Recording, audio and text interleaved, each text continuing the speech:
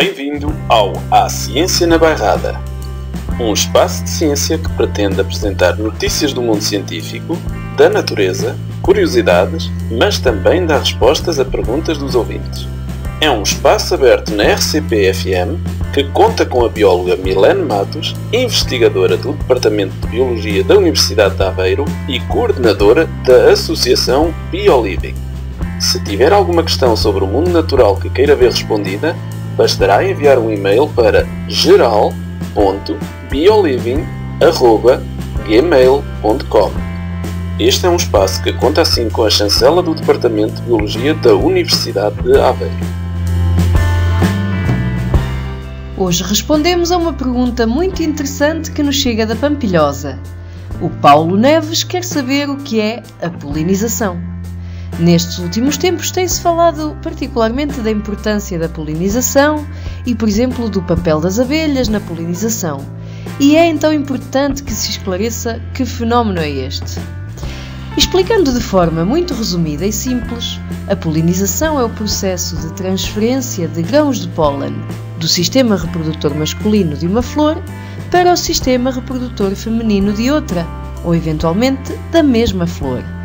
Mas são relativamente poucas as plantas que fazem a polinização direta, isto é, em que o pólen passa de uma antera para o estigma da mesma flor. Porque esta autopolinização não traz vantagens para a planta. É muito mais vantajosa a polinização cruzada, ou seja, em que o pólen de uma planta é transportado para outra planta. Pois do que se está aqui a falar é da reprodução das plantas.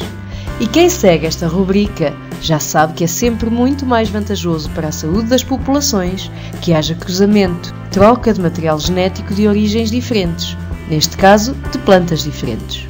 O pólen pode ser transportado entre flores de diversas formas, por diferentes agentes, como por exemplo o vento, a chuva, mas principalmente os animais, desde os insetos até às aves e mesmo, por exemplo, aos morcegos. Para garantir que o pólen é transportado por animais, as plantas produzem néctar, que os atrai ao servir de alimento.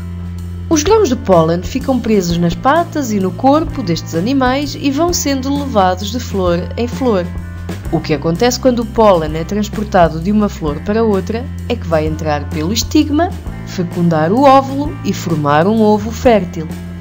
O desenvolvimento do ovo fecundado vai originar a semente. E para proteger a semente, as plantas desenvolvem o fruto. E assim se vai percebendo a importância da polinização. Por um lado, garante a reprodução e a sobrevivência das plantas. Por outro lado, a polinização é essencial para a formação de frutos e sementes, muitos dos quais importantes na nossa alimentação. Estima-se mesmo que cerca de 70% das nossas produções agrícolas dependem do processo bem-sucedido de polinização e, logo, dos agentes polinizadores. Nenhuma tecnologia atual poderia ser tão eficiente e barata como os polinizadores, pelo que temos mesmo de os proteger e garantir que continuem a poder cumprir este serviço dos ecossistemas que nos é fundamental.